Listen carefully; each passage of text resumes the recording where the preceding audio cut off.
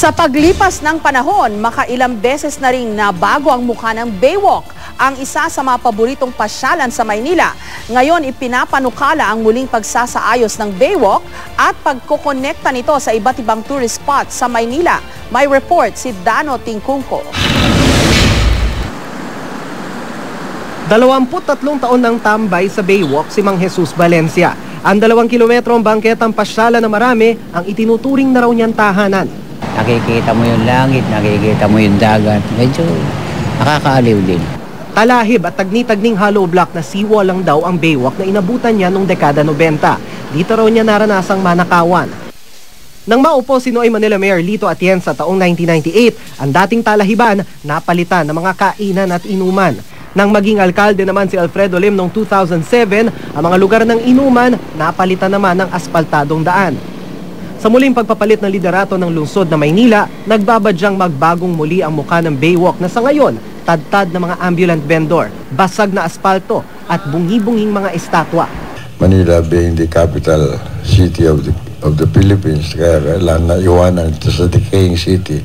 Yeah, I said to myself, kailangan dito magkaroon ng urban renewal.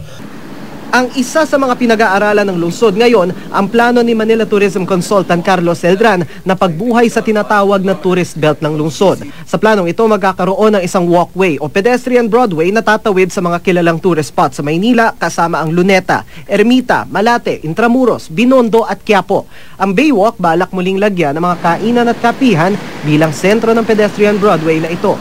That way people can say, like, when you go to Manila, just go follow the Baywalk. And then they'll be able to go to all the tourist sites like Luneta, Chinatown, National Museum, Intramuros. Si Seldran din ang nasa likod ng pagpapatayo ng mga bar at kainan sa walkway noong panahon ni Lito Atienza. Pero aminado siyang malayo ang kinalabasang sitwasyon sa orihinal nitong konsepto. So what we're exploring right now is perhaps just having fewer bars, or if not, just having cafes or things that don't create too much noise and so it's not also too rowdy. Isa rin kailangan plansyahin ang problema ng basura at polusyon sa Manila Bay.